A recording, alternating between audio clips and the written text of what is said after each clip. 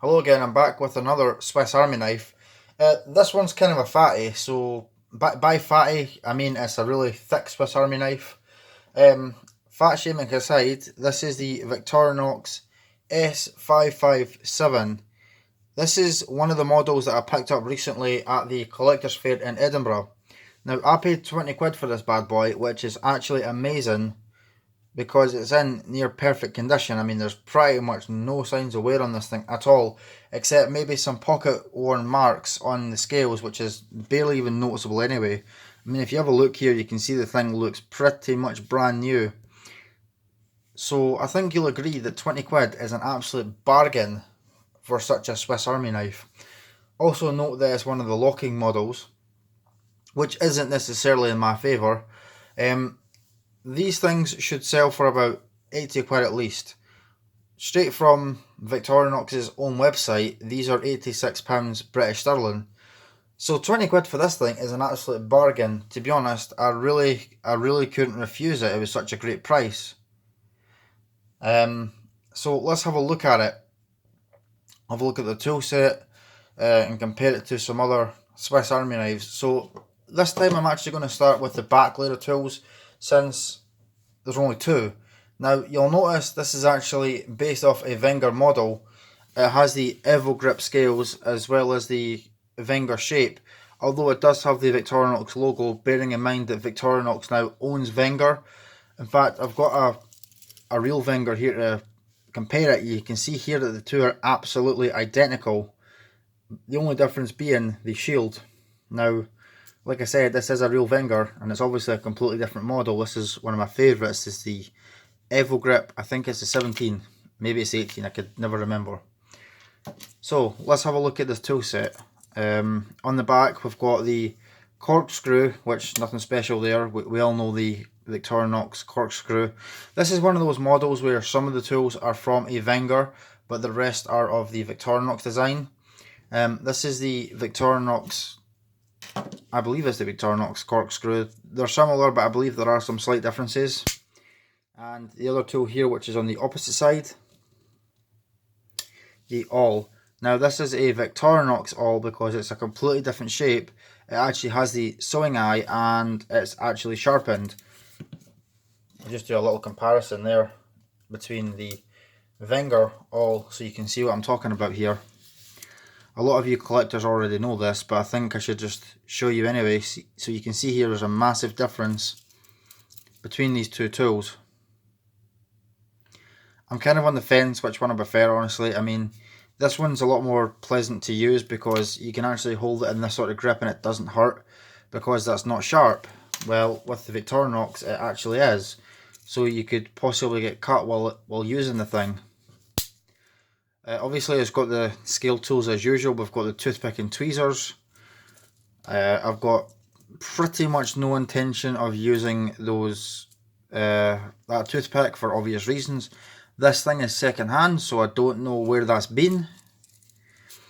That said, on the Wenger I decided to clean it, bleach it, clean it again, bleach it again, and clean it again, just in case.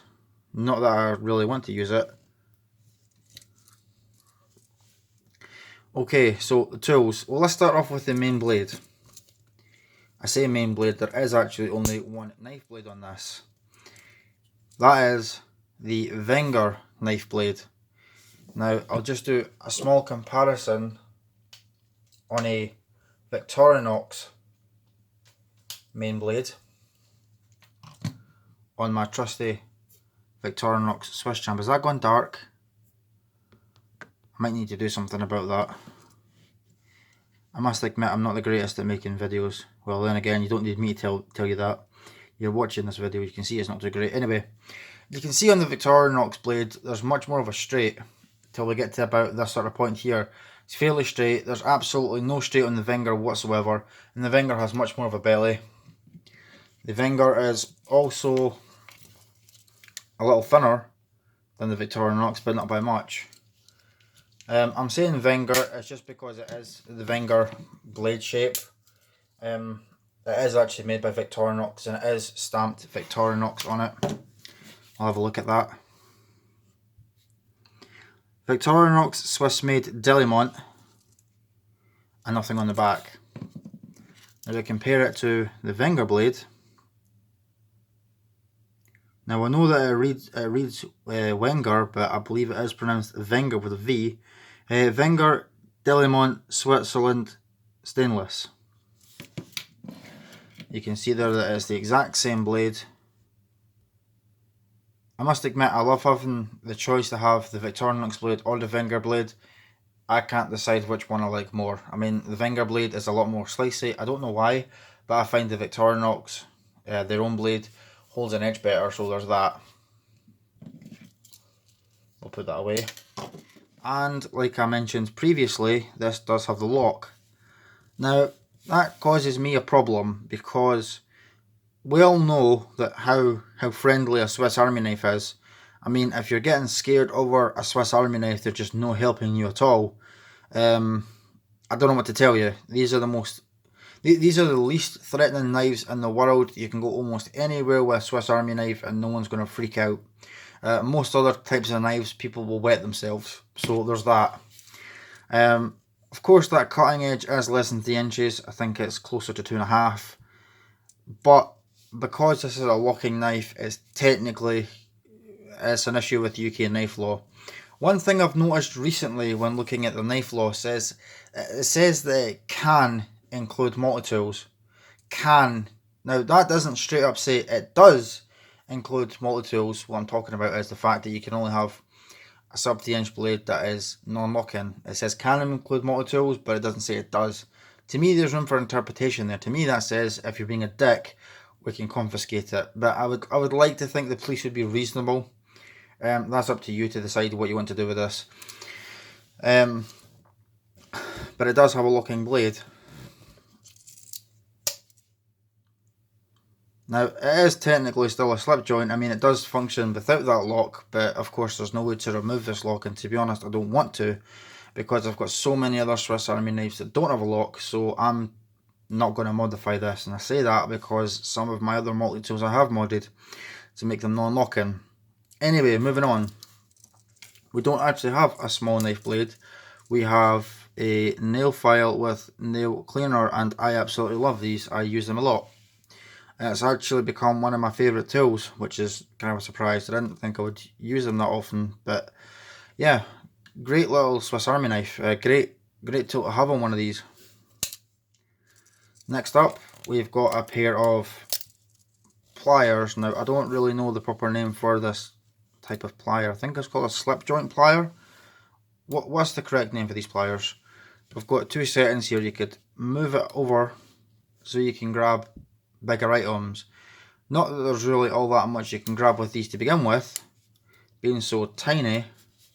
I've never really found much of a use for Swiss Army knife pliers other than picking up really small screws and things like that. Now these are considerably thinner than the Victorinox design of pliers, and these are nowhere near as aggressive. Now, we don't have a spring on this, we've got a tension bar. And I'm just going to quickly compare the Victorinox pliers to this, because this is a Wenger design. So, once again, the trusty Swiss champ. You can see there that the pliers are totally different. If I'm to be honest, I think I prefer these pliers. Don't get me wrong, I absolutely love having the Wenger pliers too now. I like a bit of variety in the collection. So you can see on the Victorinox we've got the spring essentially.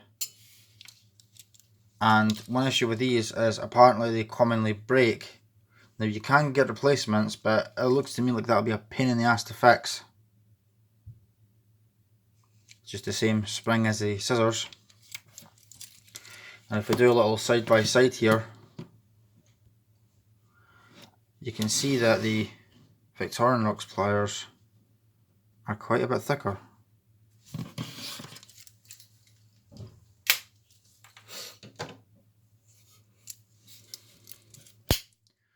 Next up, we've got if I can get the thing out. Ow. I don't know why, but it's so tight on this model. Give me a second, I'll use a screwdriver to pull out the screwdriver. The irony of that. Moment please. Okay, I may as well just take both tools out at the same time while I'm at it. It's a lot easier when I'm not behind the camera showing this. It's still difficult, however. Okay, so we've got a Phillips screwdriver. Now I think that's actually the Victorinox Phillips driver. Now the difference is the Victorinox one is slightly longer. Other than that, they're basically identical. So I believe that's a Victorinox screwdriver. And across from that, we've got this combination spanner, which I've never ever used a spanner like this, and I don't really see that many applications for this because the thing is just so small. So it looks like there's about 4 or 5, maybe 6 different settings in there, so that's not a bad thing, of course, but I feel like this space could be used for something more useful. I mean, I would prefer I don't know, a magnifying glass in there or something. Not going to complain too hard because I do like a bit of variety, like I said. I mean, there's so many other models to pick. No point being picky on single tools.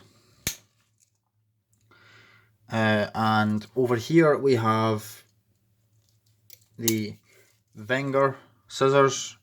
Again, I'm on the fence as to what I prefer between the Victorinox scissors and the Wenger scissors. I mean, these ones, a definite pro to these is that spring or the tension bar isn't going to break. I've never really heard of one of these breaking.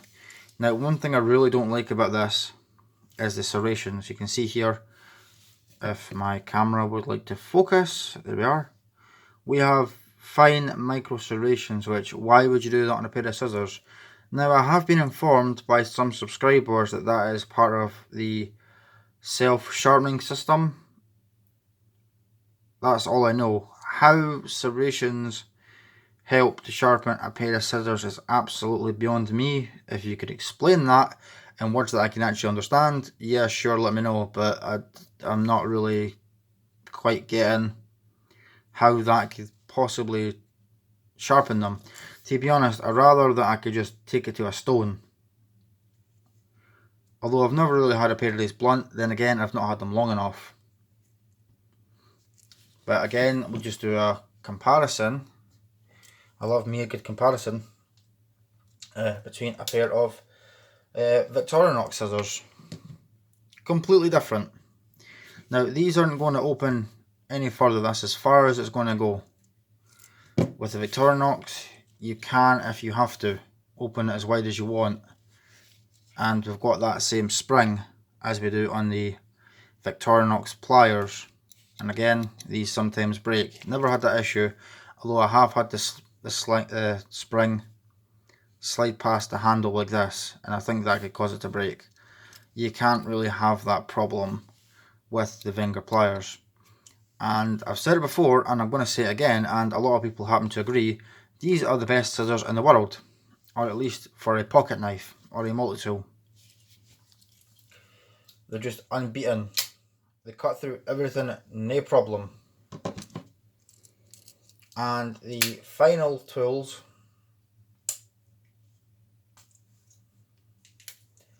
is the Wenger screwdriver slash bottle opener with the wire bender that no one ever seems to use, and the Victorinox can opener with that small screwdriver. Not much more to say on that. In fact, I think what I'll do is I'll just open up all the tools. I'll do it off cam. I'll just open up all the tools so you can have an idea of what we're looking at here. So give me a little second. I did forget to mention that this is a 5-layer Swiss Army knife.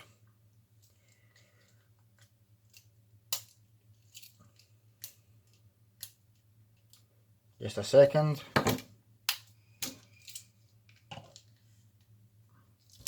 Only issue with this thing is the tools are a bit stiffer than would be desired.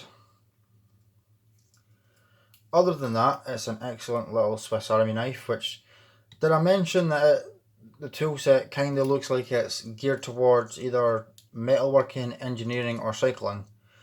Just with the fact that it's got that spanner with the screwdrivers and the pliers. Okay, here we are.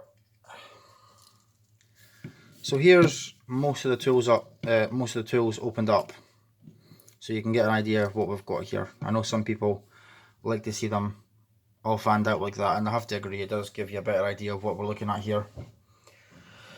So the price I paid, 20 quid. I don't know about you, but I think that's an absolutely fantastic price. You know what? I probably would have paid 30 for it. I mean, you can see here, and by the way, I've done absolutely nothing to this knife. I've not cleaned it in any way, shape or form. This is exactly the condition I got it in. So 20 quid for that, absolute bargain. Just goes to show you can find some little gems when you're out at fairs and things like that. So anyway, let me know your thoughts down in the comments. What do you think of this knife? Do you have one? What do you do with it, etc. Alright, I'll see you later.